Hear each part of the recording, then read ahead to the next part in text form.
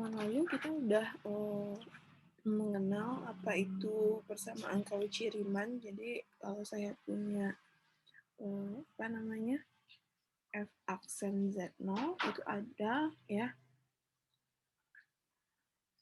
f aksen z0 gitu ya, ada itu jika dan hanya jika f itu memenuhi persamaan Cauchy-Riemann, yaitu turunan parsial x di titik x0, y0 bersama dengan turunan parsial v terhadap y di titik x0, y0 dan kita udah turunkan ya uy x0, y0 terus sama juga dengan turunan parsial minus turunan parsial v terhadap x di titik x0, y0. Kita udah perlihatkan ya ini minggu lalu.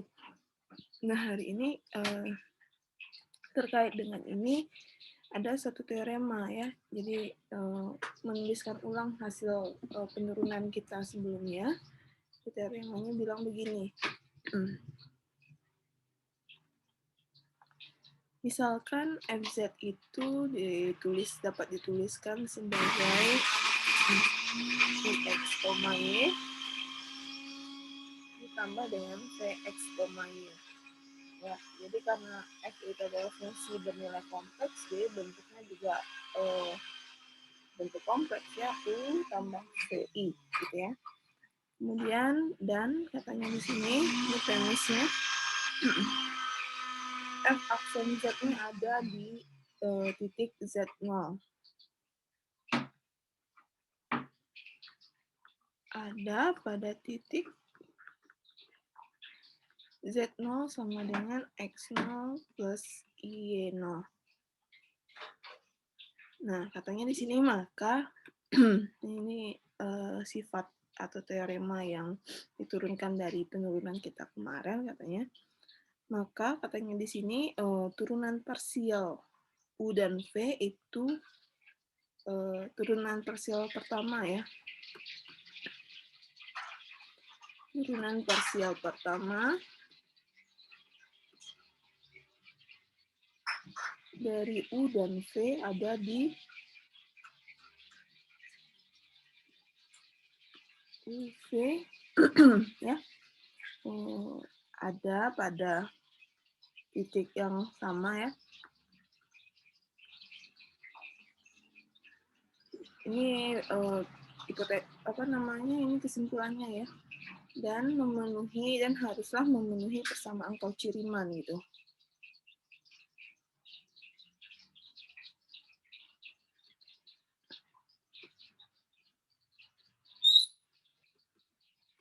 Persamaan Cauchy-Riemann yaitu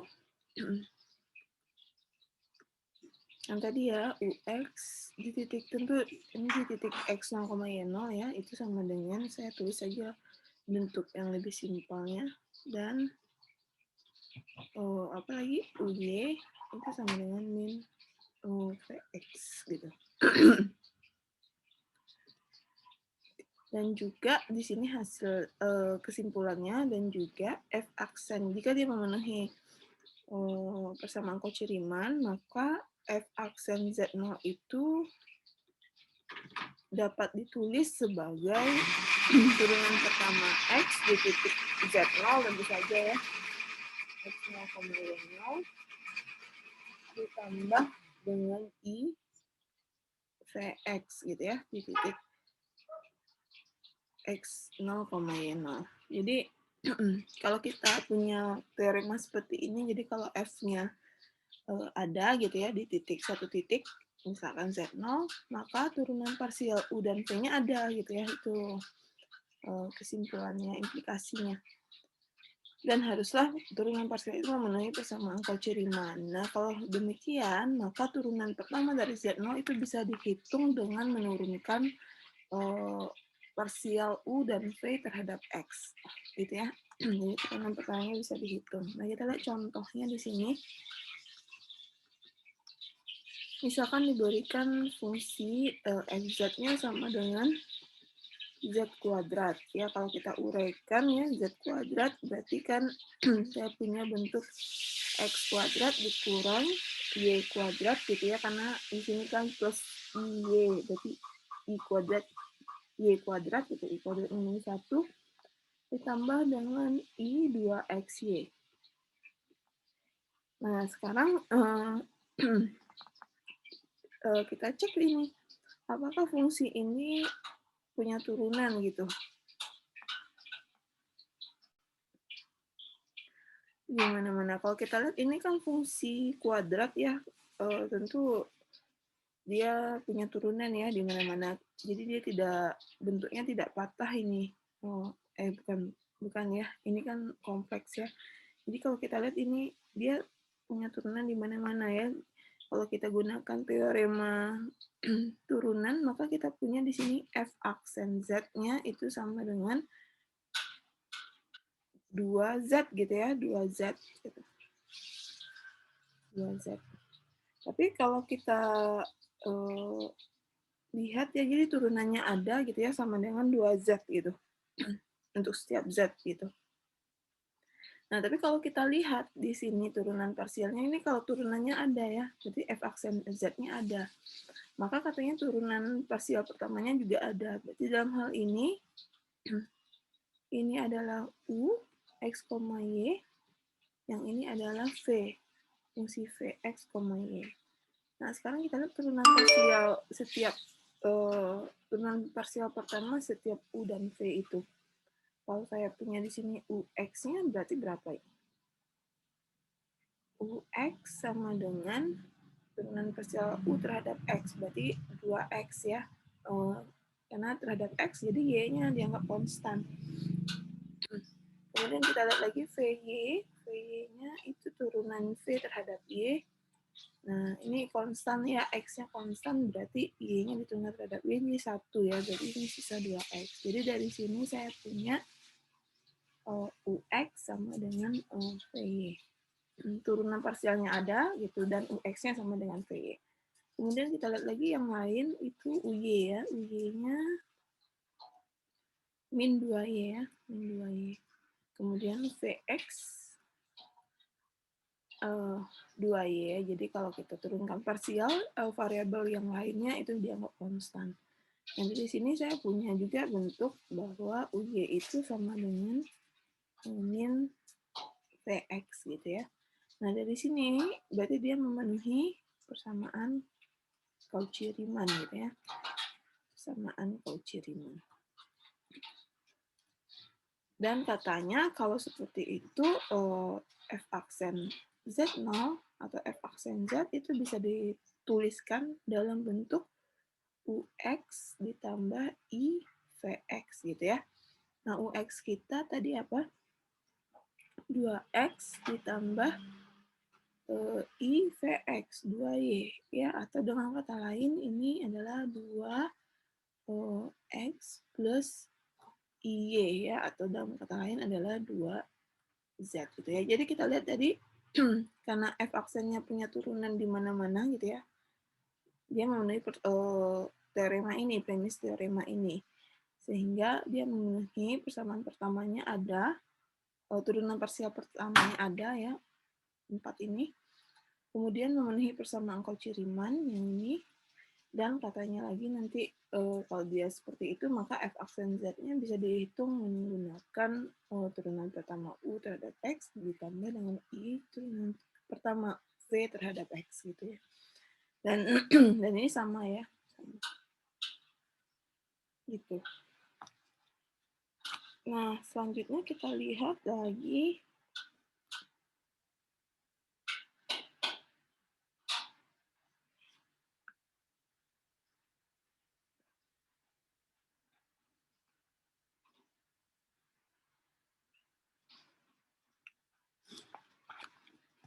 contoh kedua.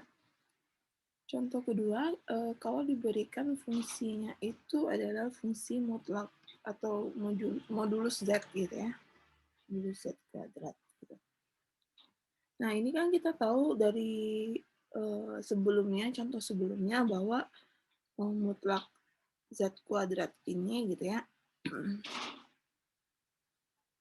itu tidak ada di Z, turunannya tidak ada di Z tak 0 gitu, yang malah ada itu hanya di Z sama dengan 0 gitu ya. Nah, apakah teorema ini masih berlaku gitu ya? Nah, sekarang kita lihat dulu gitu. Kalau kita uraikan bahwa bentuk ini itu kan kalau diuraikan Z-nya berarti saya punya nanti bentuknya adalah X kuadrat tambah Y kuadrat ditambah dengan 0i, di mana di sini UX, Y-nya adalah X kuadrat tambah Y kuadrat gitu. Kemudian Vx, Y-nya sama dengan 0. Nah, kalau kita lihat di sini, apakah dia memenuhi persamaan Cauchy-Riemann gitu ya. Jadi kan ini kan adalah, kalau kita lihat kan fungsi Z ini kan kemarin F ini, F punya turunan di 0 gitu ya.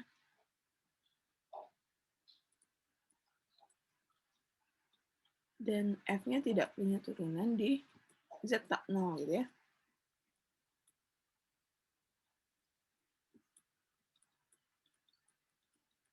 Di Z tak 0.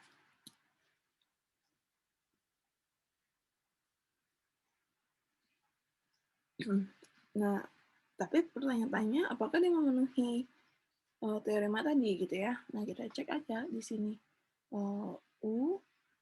UX-nya berapa? X, Y itu adalah 2X gitu ya. Sedangkan VY-nya adalah turunan 0 ya. Tetap juga 0 gitu ya. Jadi dari sini saya punya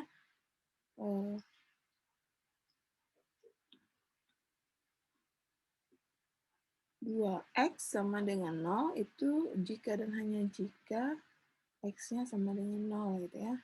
Kemudian saya punya lagi apa namanya, Vx-nya itu adalah Vx-nya 0, kemudian Uy-nya Uy itu 2Y ya, 2Y. Nah, ini dari sini saya punya juga kalau dia memenuhi persamaan Cauchy-Riemann, maka haruslah Y-nya sama dengan 0 gitu ya. Jadi artinya apa kalau begitu? Ini kan titiknya 0,0 ya, X, 0. Di titik 0,0. Jadi syaratnya kan tadi F-nya harus punya turunan di satu titik gitu ya. Kalau punya turunan maka turunan pertama parsialnya ada dan haruslah memenuhi persamaan Cauchy-Riemann. Nah, kalau kita lihat di sini dia memenuhi persamaan Cauchy-Riemann hanya di titik 0,0. Ya kita lihat ya bahwa F kemarin memang hanya punya turunan di Z sama dengan 0 gitu ya. Walaupun dia hanya di satu titik, maka dia hanya memenuhi Cauchy-Riemann di satu titik itu gitu. Artinya di sini kita punya selain X dan Y-nya 0, dia tidak memenuhi persamaan Cauchy-Riemann ya. Jadi kalau X-nya 1, tentu dia tidak sama gitu. Sehingga dia tidak punya turunan ya di Z tak 0 gitu. Nah, berapa turunannya di titik maka kalau seperti ini di Z sama dengan 0 berarti F aksen 0-nya berapa? Saya punya di sini UX ditambah I Vx ya. UX-nya 2X di titik 0 berarti 20 ditambah I 20 gitu ya sama dengan 0 ya. Jadi turunannya di titik 0 adalah 0 gitu.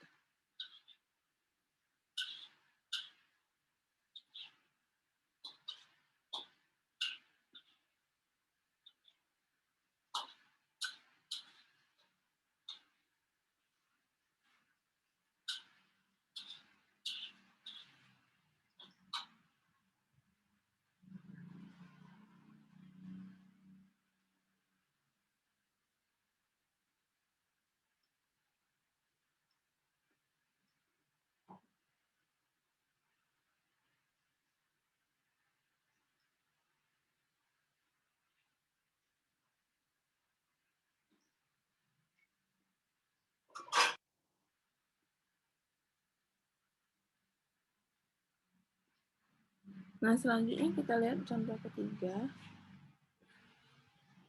Contoh ketiga tentang teorema ini tentu saja ya, jika saya punya fungsi fz-nya itu sama dengan secara umum ux, y ditambah dengan i wx, y ya, di mana fz-nya itu didefinisikan sebagai fungsi bagian demi bagian z konjugat kuadrat per z, itu kalau z-nya tak 0,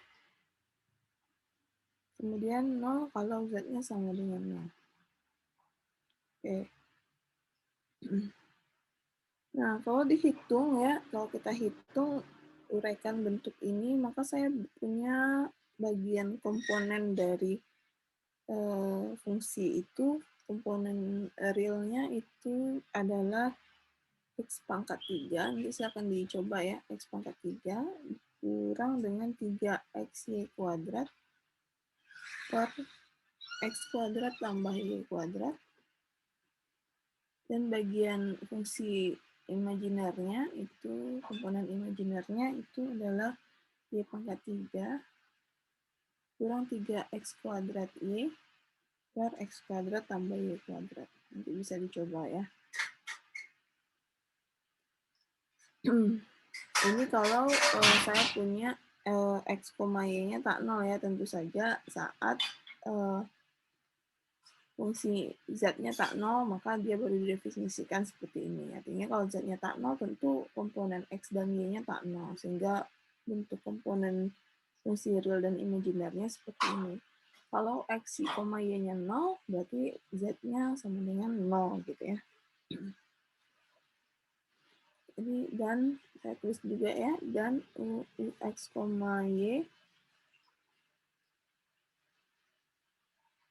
itu sama dengan 0, kemudian v x, y itu sama dengan 0, ini jika x, y-nya sama dengan 0,0. Jadi bentuk yang di atas juga, tapi diuraikan dalam komponen real dan imajinernya. Nah, kalau kita lihat di sini,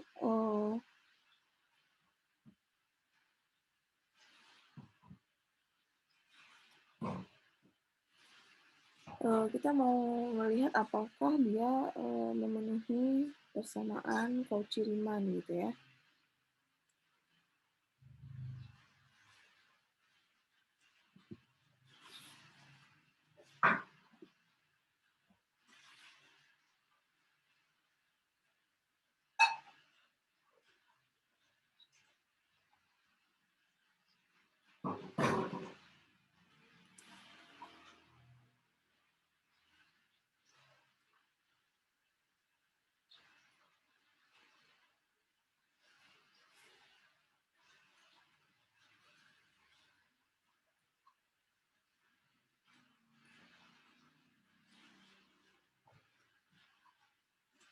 Nah, kita lihat di sini UX diperhatikan ya.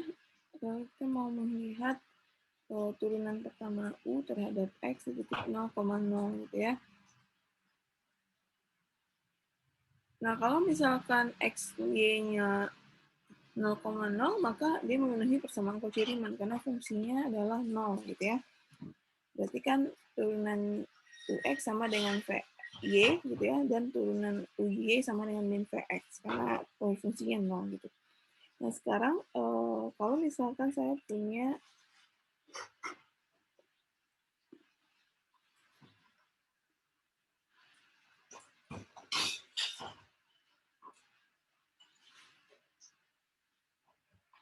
dia punya persamaan Cauchy-Riemann ya. Akhirnya untuk kalau kita lihat ya di sini saat UX di 0,0 itu akan sama dengan 0 gitu ya, sedangkan itu akan sama dengan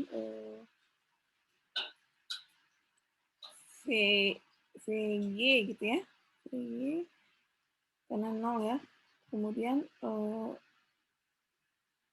UY itu akan sama dengan di 0,0 gitu ya. Itu akan sama dengan 0, itu akan sama dengan min kali Vx gitu. Nah, dari sini kan dia memenuhi persamaan Cauchy-Riemann untuk persamaan Cauchy-Riemann untuk titik 0,0 gitu ya. Nah, kalau untuk yang tak nolnya nanti bisa dicek sendiri apakah dia memenuhi persamaan Cauchy Riemann. Tapi di sini artinya dia memenuhi persamaan Cauchy Riemann saat Z-nya sama dengan 0. Nah, katanya di sini kalau kita lihat exercise 9 section 20 katanya F aksen nolnya tidak ada di titik 0 gitu ya. Tidak ada di titik 0. Artinya di sini kalau kita punya suatu fungsi memenuhi persamaan Cauchy Riemann berarti tidak ada jaminan bahwa si fungsi itu punya turunan gitu ya di titik itu. Jadi di teorema ini dikatakan dia memenuhi persamaan Cauchy Riemann di teorema yang tadi itu Cauchy Riemann-nya itu menjadi syarat perlu gitu ya, bukan syarat cukup gitu. Jadi kalau kita lihat di sini, kalau dia memenuhi persamaan Cauchy Riemann itu belum tentu f aksen z-nya ada gitu ya. Jadi syarat pertama itu adalah f aksen z-nya ada, maka dia memenuhi persamaan Cauchy Riemann. Ya jangan kebalik ya. Jadi kalau memenuhi persamaan Cauchy Riemann belum tentu f aksen z-nya ada gitu ya. Jadi ini yang premisnya f aksen z-nya ada dulu, baru dia memenuhi persamaan Cauchy Riemann sehingga f aksen itu bisa ditulis sebagai ini, gitu. Ux ditambah ivx gitu. Jadi kalau sebaliknya tidak berlaku gitu ya. Kalau dia memenuhi persamaan Cauchy Riemann, maka f aksen z-nya belum tentu ada. Itu yang diberikan di contoh 3 ini gitu. Dia memenuhi persamaan Cauchy Riemann gitu untuk setiap di titik untuk z sama dengan 0, tapi di latihan 9 gitu ya, f aksen 0 itu tidak ada. Nanti bisa dicoba sendiri ya untuk latihan 9 di section 20 itu. Ya, jadi kira-kira seperti itu untuk teorema itu. Nah, selanjutnya kita lanjutkan kondisi cukup untuk suatu fungsi itu punya turunan. Jadi kalau yang sebelumnya gitu ya, nah contoh yang tadi gitu ya, Cauchy Riemann-nya itu sebagai kalau dia memenuhi persamaan Cauchy Riemann itu tidak cukup untuk menjamin keberadaan dari suatu turunan fungsi di satu titik gitu ya. Jadi kalau di contoh yang 3 tadi, ini kan dikatakan kalau dia memenuhi persamaan Cauchy Riemann itu belum menjadi jaminan suatu fungsi itu punya turunan di titik itu gitu. Nah, sekarang akan diberikan suatu kondisi di mana kalau dia memenuhi persamaan Cauchy Riemann dan syarat lainnya dia akan menjamin adanya suatu turunan di suatu fungsi itu di satu titik gitu. Nah, syaratnya apa? Syaratnya adalah kekontinuan. Jadi kalau dia memenuhi persamaan Cauchy Riemann dan memenuhi syarat kontinu di titik itu, maka turunannya ada ya. Jadi ini perbaikan dari teorema sebelumnya, di mana pada teorema sebelumnya ini Cauchy Riemann itu menjadi syarat perlu ya. Jadi tidak kalau diketahui apakah fungsi itu memenuhi persamaan Cauchy Riemann, itu belum tentu menjamin adanya turunan fungsi itu di satu titik gitu ya. Tapi teorema selanjutnya itu akan memberikan perbaikan ya, di mana nanti kalau misalnya dia memenuhi persamaan Cauchy Riemann dan kontinu fungsinya di titik itu, maka turunannya ada gitu ya. Jadi ada tambahan syarat gitu ya. Nah, itu kita diberikan di teorema ini. Kita lihat misalkan fungsi fz-nya sama ya, itu karena dia fungsi bernilai kompleks, ya bisa dituliskan dalam bentuk ux tambah i vx, y gitu. Katanya ini fungsinya terdefinisi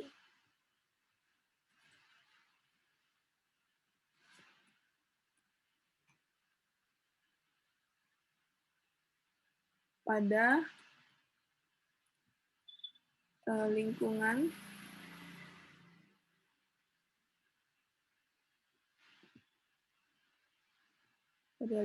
epsilon Z0 gitu ya. Jadi sekitar jadi kalau artinya saya bisa membuat persekitaran atau lingkungan di sekitar Z0 sebagai titik pusatnya dengan jari-jari sejauh epsilonnya. Lingkungan tuh ingat ya, dia lingkaran terbuka, tapi titik-titiknya adalah titik yang di dalam lingkaran. Jadi tidak masuk garis lingkarannya. Dan katanya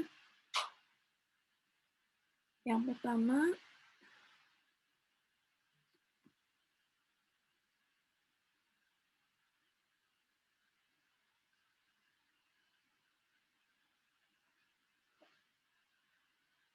kemudian katanya turunan parsial pertama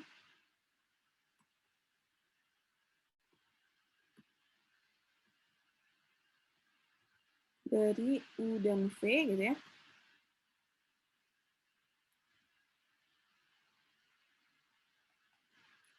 Ada gitu ya.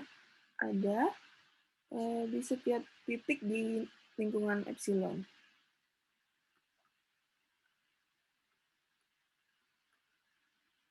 Di lingkungan epsilon terhadap, jadi parsial pertama dari U dan V terhadap X, Y ya, terhadap X dan Y.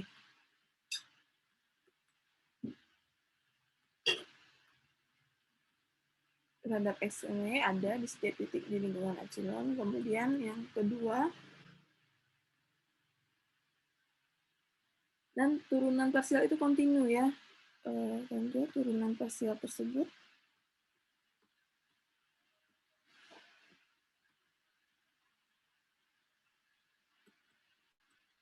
kontinu di titik Z0 gitu ya, X0, Y0. Jadi dia kontinu dan memenuhi persamaan Cauchy Riemann.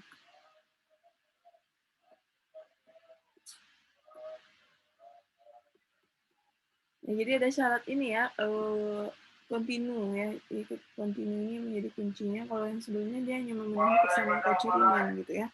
Kalau kita lihat contoh ketiga tadi, ini adalah fungsi kalau di Z sama dengan 0, fungsi fz-nya tak definisi ya, maka tidak kontinu dia, ada pembagian dengan 0 gitu ya.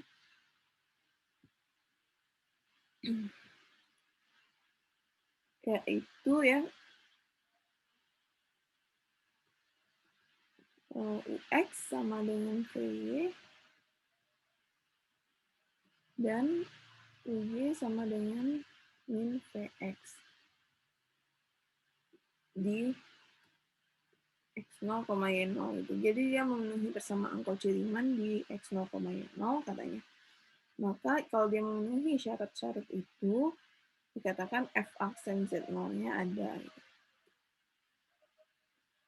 Dan nilainya itu bisa dinyatakan sebagai, dapat dituliskan sebagai UX tambah I VX gitu ya. Ini di titik Z0, X0, Y0. Gitu ya. Jadi ini nilainya tentu kalau saya tulis UX X0, Y0 ditambah dengan I VX 0, Y0 gitu ya. Nah, jadi ini buktinya nanti bisa dilihat di buku ya. Jadi ini artinya apa? Jadi sekarang Cauchy Riemann itu menjadi syarat cukup dengan menambahkan bahwa turunan parsialnya itu juga kontinu di titik X0, Y0 gitu. Kalau yang sebelumnya itu menjadi syarat perlu ya. Artinya apa? Kalau dia memenuhi persamaan Cauchy Riemann itu belum tentu dia punya turunan gitu ya. Yang sebelumnya itu kalau dia punya turunan pasti dia harus memenuhi persamaan Cauchy Riemann. Kalau sekarang dia bisa dijadikan kriteria untuk mengetahui apakah suatu fungsi itu punya turunan atau tidak di satu titik gitu. Tapi dengan syarat tambahan bahwa fungsi parsial turunan parsialnya itu juga harus kontinu di titik x0, y0 gitu. Nah, kita lihat contoh terkait dengan teorema ini gitu ya. Kita lihat contoh pertama. Ini contoh ya.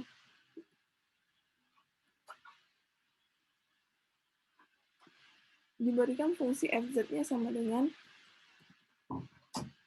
E pangkat X dikali E pangkat Y gitu ya. Kalau di sederhanakan mungkin ini E pangkat X, E pangkat Z gitu ya.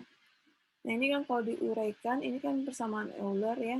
Jadi bisa ditulis sebagai E pangkat X-nya konstan, yang ini diuraikan menjadi bentuk persamaan Euler. Berarti saya punya cos Y, tetanya di sini Y gitu ya, ditambah E pangkat X I sin Y gitu ya. Oke. Nah, sekarang kita mau melihat apakah turunan fungsi ini ada gitu kan. Tentu kalau kita lihat limitnya itu agak panjang ya, mungkin bisa juga, tapi setidaknya mungkin akan lebih ribet gitu ya untuk melihat limitnya ada atau tidak gitu.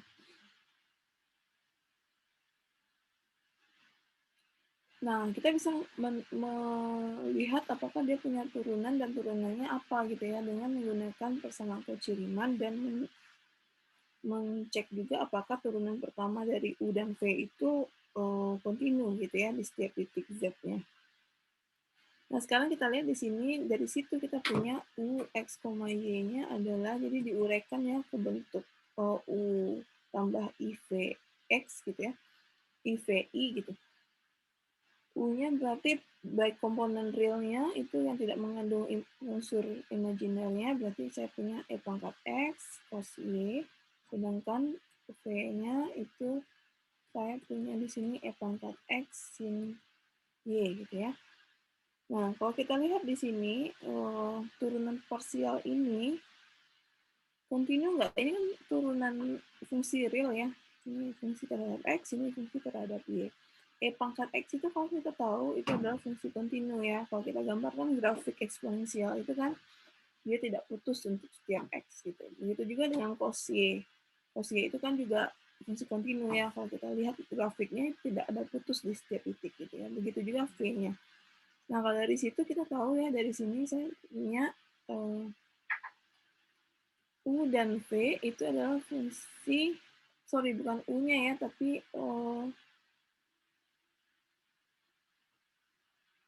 bukan U-nya, tapi turunan pertamanya. Oke, dari sini kita lihat dulu UX. UX-nya sama dengan,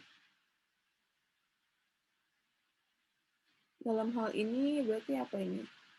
Ini perkalian dua buah, wah bukan, ini turunan terhadap X yang ini saja, yang ini konstan. Berarti saya punya E pangkat X, E pangkat X, cos Y ya, turunan E pangkat X ya, E pangkat X sendiri gitu. Kemudian saya punya VY, VY-nya adalah, nah ini terhadap Y, berarti E pangkat X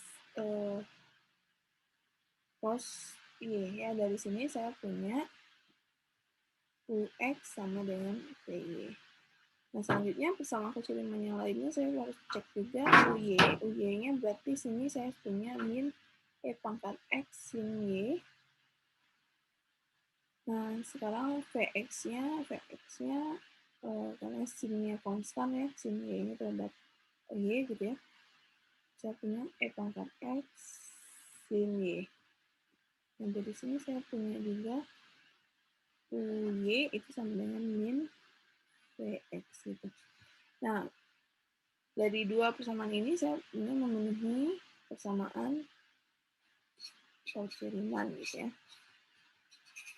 Nah, kita lihat juga di sini ya, karena UX, VY, UY, dan VX-nya itu kan kombinasi dari fungsi-fungsi kontinu ya. Kita lihat di sini kan kosin E pangkat X, min E pangkat X gitu kan. Itu adalah fungsi kontinu ya, jadi nggak perlu ditunjukkan juga ya. Kalau kan ini fungsi real, gitu. Sudah tahu juga di kalkulus. Jadi di sini saya punya ya UX, VY, UY, dan VX itu adalah fungsi-fungsi kontinu di setiap titik X dan Y gitu ya.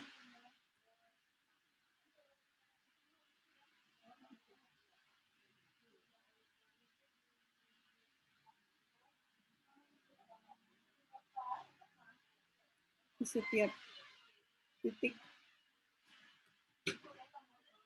X, Y. Ya, jadi berapapun X, Y-nya dia kontinu fungsi ini. Gitu. Turunannya ya, ingat ya, turunan parsialnya. Jadi di teorema itu yang harus kontinu itu adalah turunan parsialnya. Jadi semua turunan parsial U dan V. Nah, akibatnya kalau dia memenuhi persamaan Cauchy-Riemann, ya di sini kan kita lihat ya,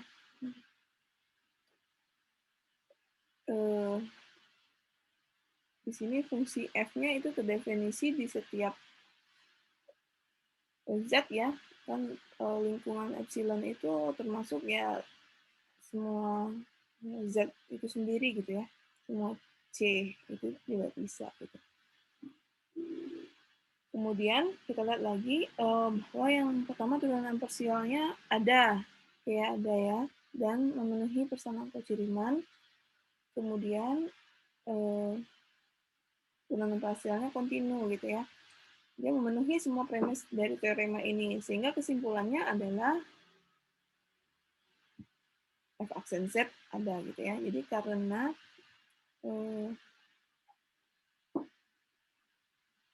turunan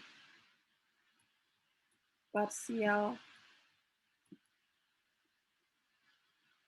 U dan V-nya ada dan kontinu di setiap titik ya.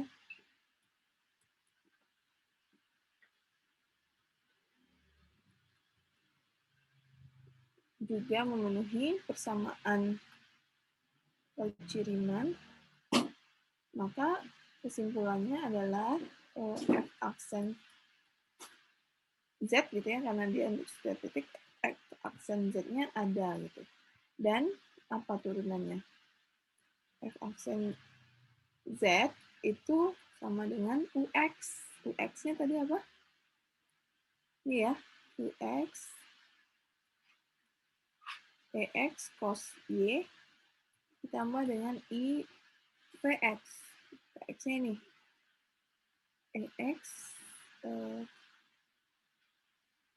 sin y ya. Itu dengan kata lain ex dikeluarkan, ini adalah bentuk tadi EY ya. Atau dengan kata lain ini adalah X tambah Y, atau dengan kata lain sama dengan E pangkat Z gitu ya. Jadi turunannya ada. Jadi mengatakan turunannya ada itu artinya limit dari FZ kurang FC gitu ya, atau FZ0 per Z kurang Z0-nya ada gitu ya. Jadi saat ini istilah ada dan sama dengan ini tuh berbeda ya. Jadi ada itu limitnya dijamin ada dan limitnya nilainya ini gitu ya. Jadi dirinya sendiri gitu ya f aksen z-nya. Jadi kita bisa menggunakan teorema ini untuk mendeteksi apakah suatu fungsi itu punya turunan atau tidak di satu titik gitu. Nah, kita lihat lagi contoh selanjutnya, contoh kedua. Contoh kedua itu kita punya fz-nya tadi sama dengan konjugat modulus z kuadrat gitu ya.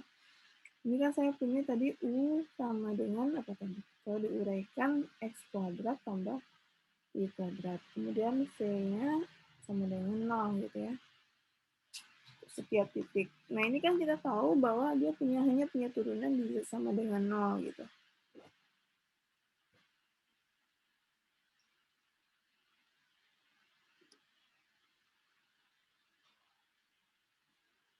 Ya, dia punya turunan di hanya di Z sama dengan 0 gitu.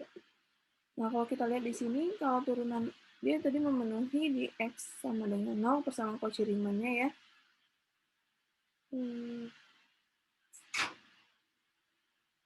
Ya, masih serupa ya.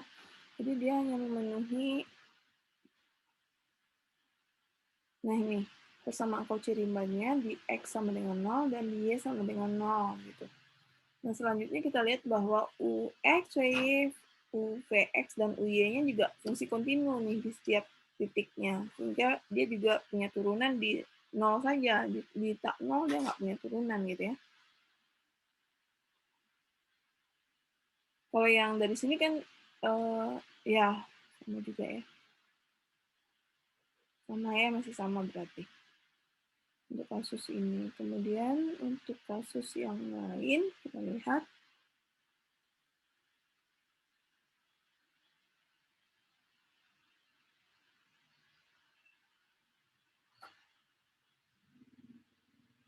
Contoh 3 nanti bisa dipelajari sendiri ya. Jadi contoh lain yang bisa menggunakan teorema sebelumnya tadi.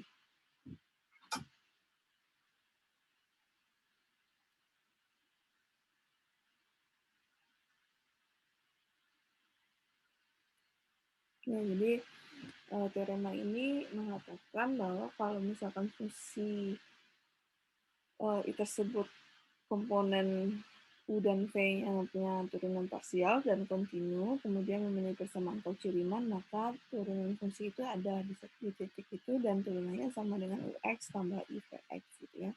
Jadi ada syarat tambahan kontinu. Nah, selanjutnya kita lihat persamaan Cauchy-Riemann ini dalam koordinat polar ya. Koordinat polar.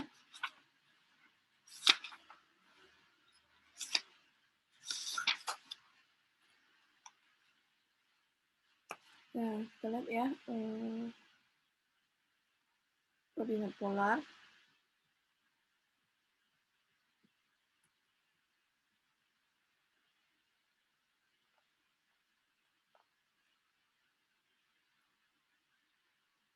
Persamaan Cauchy-Riemann dalam koordinat polar.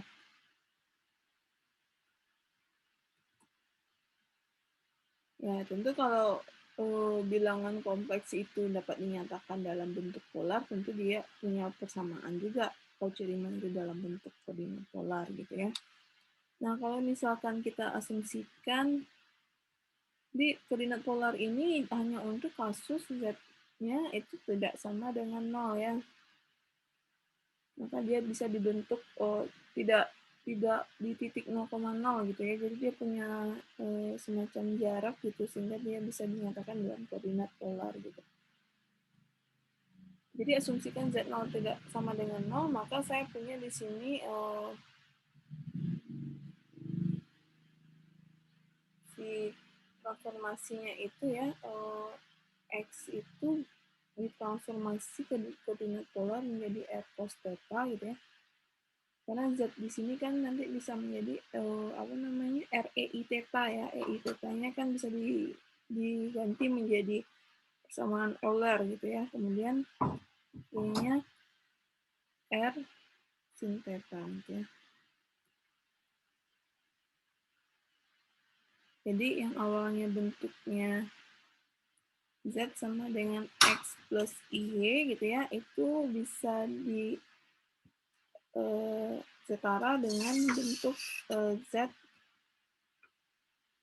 R E I theta gitu ya. Itu udah kita turunkan sebelumnya. Ini dengan syarat Z-nya tak 0 ya.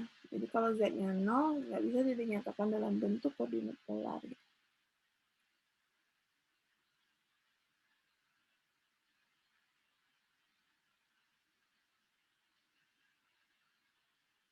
Nah, tentu dalam hal ini si FZ ya,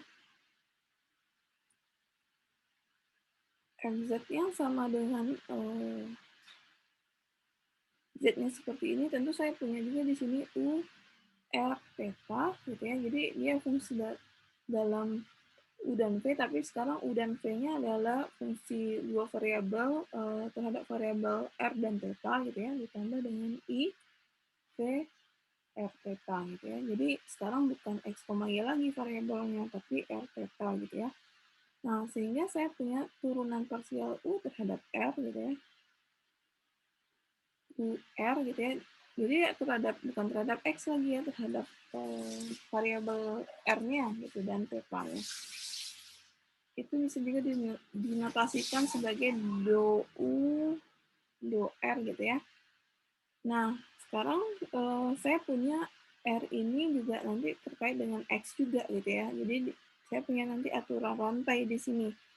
Jadi U itu kan awalnya dalam variabel X gitu ya, U X, Y. Kemudian X-nya itu nanti juga ada terhadap variabel R. Jadi untuk menghitung do R gitu ya, itu bisa ditulis dengan menggunakan aturan rantai U. Jadi U itu kan ada dua variabel nih. Ya. Berarti saya punya di sini do U terhadap X dulu gitu ya. Karena kan U itu nanti akan diuraikan menjadi U X, Y. Nah, sekarang baru dikali dengan do X, do R gitu. Jadi terhadap U-nya terhadap R gitu ya.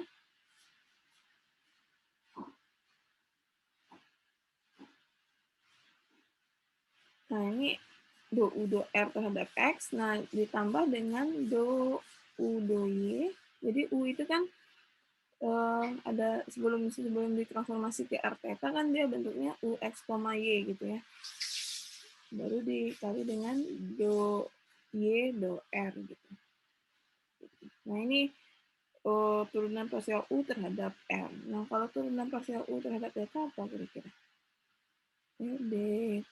Du do theta ya. Sama ya, berarti sekarang saya punya juga dulu turunan do U, do X gitu ya, dikali dengan turunan parsial X terhadap theta gitu.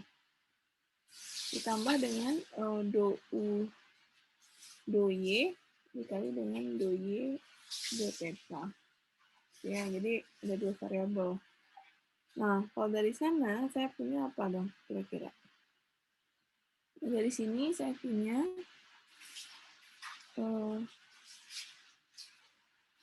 ya kalau disederhanakan berarti UR itu sama dengan yang ini adalah UX ya. UX dikali dengan cos theta ya, DX, do X, do R-nya kan R-nya 1, yang ini konstan, berarti cos theta ya. Cos theta ditambah dengan yang ini UY dikali dengan Y terhadap R, dengan Y terhadap R, berarti sin theta. Sin theta. Kemudian U theta-nya apa? U theta-nya juga seperti itu.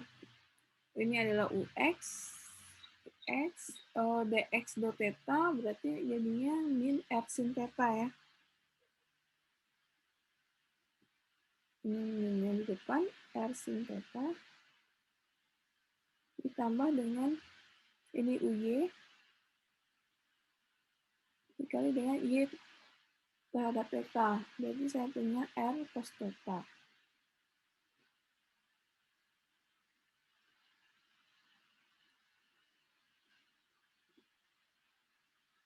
Nah, begitu juga ini UR, U theta baru. Nah, sekarang untuk VR-nya gimana? VR-nya juga sama ya, mirip gitu ya. Nanti bisa saya diturunkan ya. VR-nya berarti V terhadap X gitu ya. Dikali dengan cos theta. Ditambah dengan VY. Ini U ya, ini V. Sin theta. Kemudian V theta-nya sama ya. Min VX. R sin theta. Ditambah dengan VY. R cos theta. Gitu ya.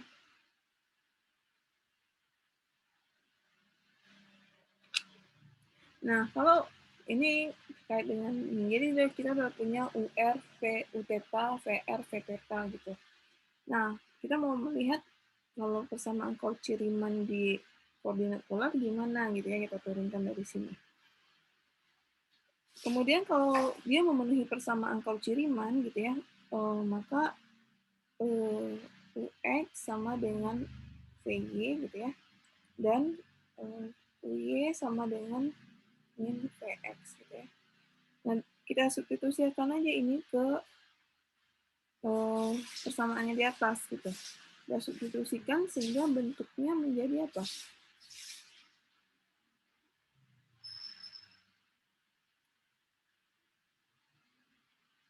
VR-nya kita lihat di sini.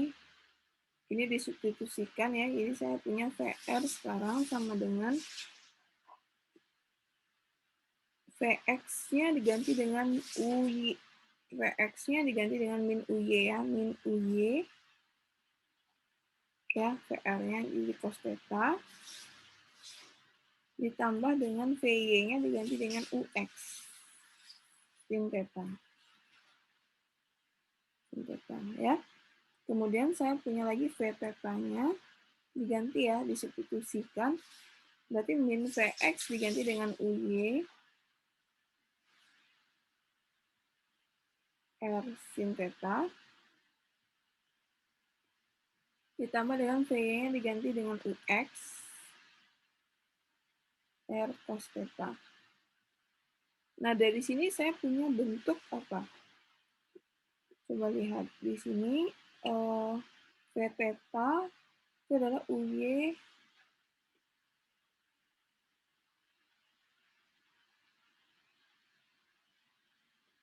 coba lihat ya.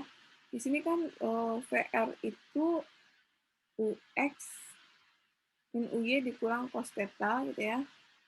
Ditambah dengan UX sin theta gitu ya, sin theta. Nah, itu bentuknya akan sama dengan U theta ya. Ini ada dengan R sin theta. Waduh, yang mana yang sama ya? Oh, VR dengan UR ini sama ya.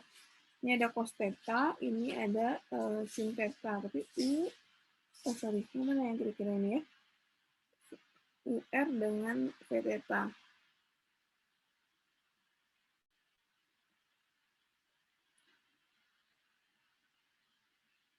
Nah, ini ya. Di sini kelihatan UR itu kan UX cos theta. Ini ada UXR, tapi ada R-nya. Berarti saya punya di sini R dikali UR itu sama dengan V theta ya. Coba lihat di sini. UY sin theta, ini ada UY sin theta juga, tapi di sini ada R-nya. Kemudian UX R cos theta, ini ada UX cos theta saja. Jadi R-nya tinggal dikalikan dengan UR gitu ya. Kemudian yang lainnya saya punya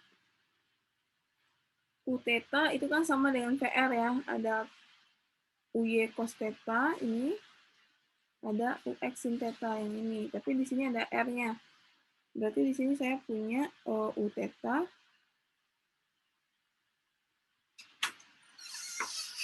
sama dengan min ya. Karena di U theta-nya ada min-nya. Berarti min dari UVR gitu ya. Dikali R. Nah, inilah persamaan Cauchy-Riemann di koordinat polar gitu ya.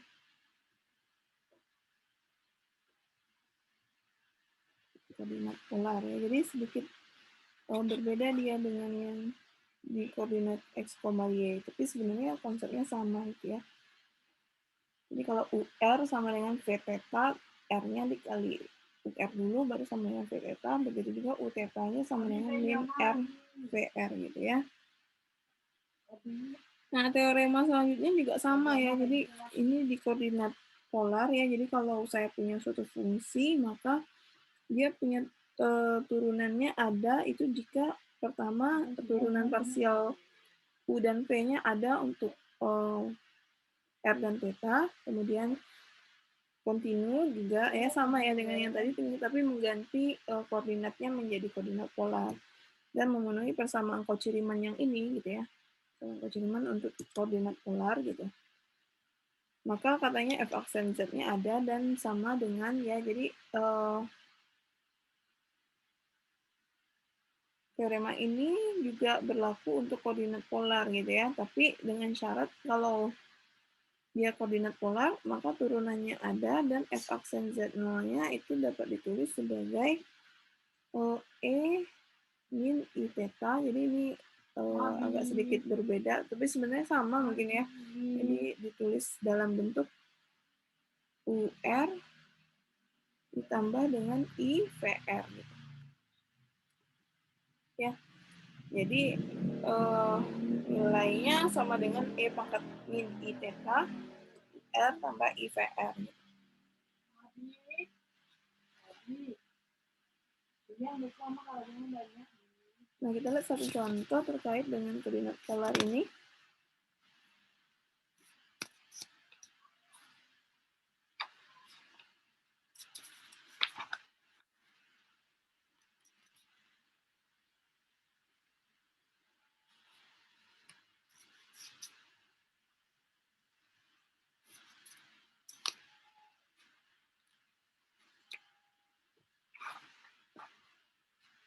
Kita lihat contohnya.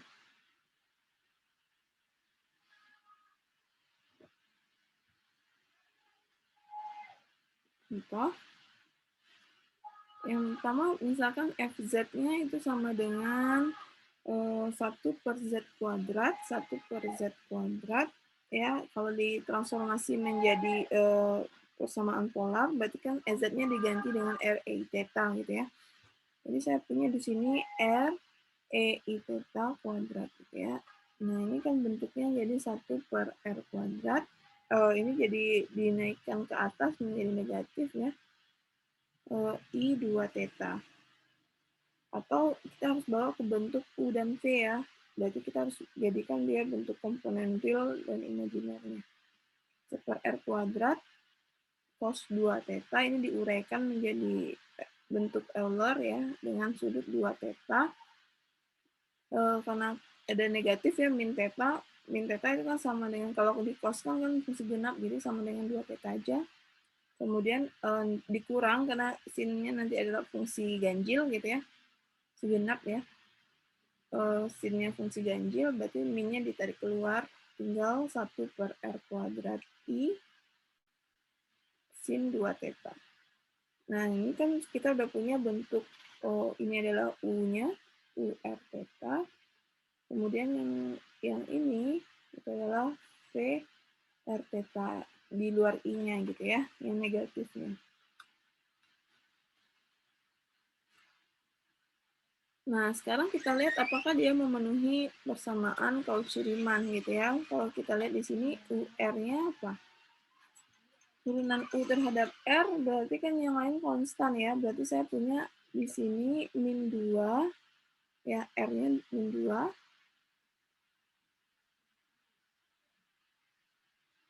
Tuh ya. Turunan U kan R pangkat min 2, berarti min 2 ditambah 1/R ya. Min 2 per R gitu ya. Ini kan R kuadrat, R min pangkat min 2, berarti min 2 dikurang, ya jadinya pangkatnya ditambah ya. Dikurang ditambah ya.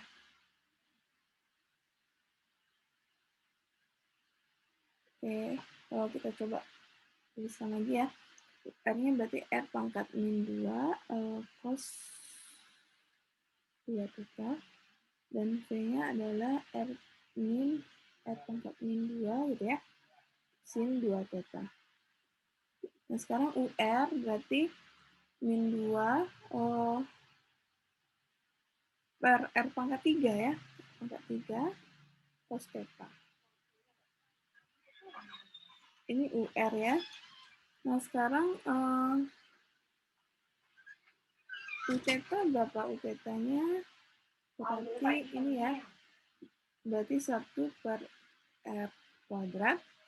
U theta terhadap theta berarti min 2 ya, dikali 2 sin 2 theta ya.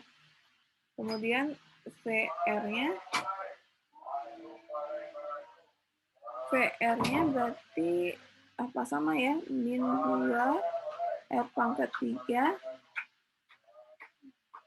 sin ini 2 theta ya. Sin 2 theta, sedangkan V theta-nya adalah min 1/R kuadrat, kok min. Ada yang min ya. Ini min ya. Ya, ini dari sin cos 2 ya. 2 cos 2 theta. Nah, dari sini saya punya apa? Bahwa di sini R dikali UR ya, kita lihat di sini kalau dikali R berarti R kuadrat ya, itu kan sama dengan V theta ya, V theta. sama dengan V theta.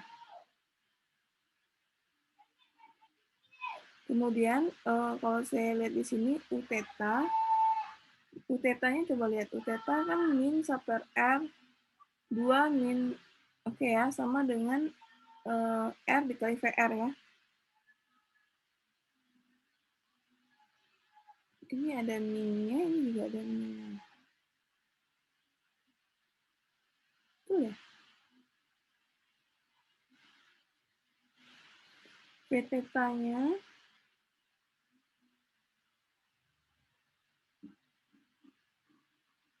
U theta-nya kan min, oke. Minnya dari turunan cos ya. Sedangkan VR, oh ya, VR-nya jadi plus ya, jadi plus. Karena ada min di sini ya. Berarti saya punya U theta-nya itu sama dengan R, min R gitu ya, dikali dengan VR. Nah, ini memenuhi persamaan Cauchy-Riemann untuk koordinat polar gitu ya. Nah, sekarang kita lihat di sini bahwa UR, V theta, VR, dan V theta itu adalah fungsi-fungsi kontinu karena sin dan cos. Nah, super R-nya gimana, Bu? Gitu kan. Mungkin nggak, sekarang kan kita bisa mengatakan koordinat polar untuk kasus Z-nya tak nol. Kalau Z-nya tak nol, tentu R-nya tak nol gitu ya. Sehingga ini kan konstan nih. Sehingga juga dia kontinu juga fungsinya super R kuadrat itu. Karena kita bicara untuk daerah-daerah yang Z-nya tak nol gitu ya. Jadi tidak ada pembagian dengan nol. Sehingga dari teorema tadi kita punya bahwa Fz itu punya turunan di setiap Z gitu ya. Dan F aksen Z-nya, jadi F aksen Z-nya ada gitu ya. Turunannya ada di setiap Z gitu. Dan F aksen Z-nya bisa ditulis sebagai tadi ya, E pangkat min I theta dikali dengan UR ditambah I VR gitu ya.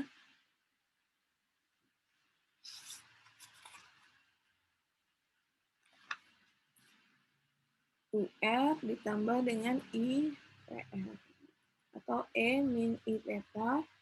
UR-nya tadi adalah min 2 R pangkat 3 cos 2 theta. Kemudian ditambah dengan I, VR-nya tadi 2 per R pangkat 3 sin 2 theta. Nah, ini turunannya gitu ya, atau bisa disederhanakan lagi gitu ya. Kalau dalam Z berarti kita harus bawa lagi ke bentuk Z ya. Jadi kalau mau disederhanakan itu menjadi saya sambung di sini ya.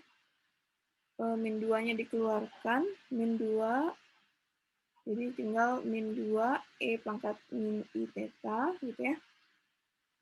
Yang di dalam kurung karena sama-sama R pangkat 3 ya.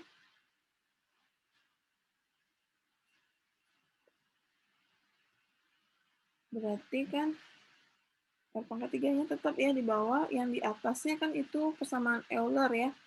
Berarti dikali dengan sudutnya berarti kan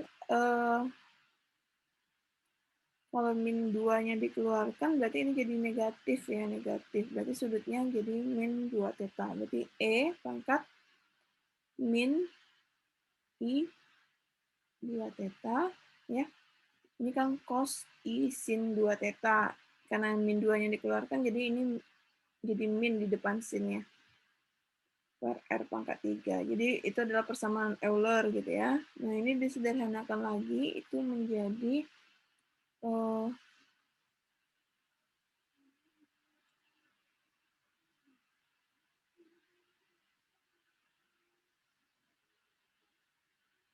min 2 ya, min 2.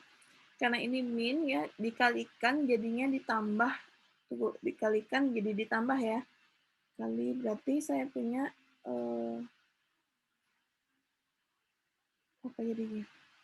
Pangkat min I theta ditambah dengan dikurang ya, jadinya I 2 theta gitu ya, per R pangkat 3. Atau disederhanakan lagi, min 2, ini jadi ditambah min I-nya dikurang, oke, min 3 theta ya, min 3 theta, berarti ini jadi E pangkat min I 3 theta per R pangkat 3. Atau disederhanakan lagi, kita bawa ke bentuk Z ya, karena ini F aksen Z. Min 2, ini jadi negatifnya ke bawah ya, jadi saya punya di sini R, E, I theta pangkat 3 ya. Atau dengan kata lain, min 2, ini adalah Z sendiri, Z pangkat 3 gitu ya. Jadi turunannya adalah F aksen Z itu adalah min 2 per Z pangkat 3 gitu ya. Sama ya kalau kita gunakan aturan turunan. Nah, contoh lain nanti bisa dilihat di buku. Mungkin pertemuan ini sampai di sini dulu ya. Silakan dipelajari dan dipahami. Jika ada pertanyaan terkait dengan yang sudah di materi yang sudah diberikan, silakan ditanyakan untuk diskusi pertemuan selanjutnya. Ya, jadi nanti kita lanjutkan selanjutnya, pertemuan selanjutnya kita lanjutkan ke fungsi analitik ya, yang menjadi topik sesuai dengan judul kita gitu ya, fungsi analitik gitu. Nah, itu nanti kita bahas di pertemuan selanjutnya. Demikian saya akhiri. Assalamualaikum warahmatullahi wabarakatuh.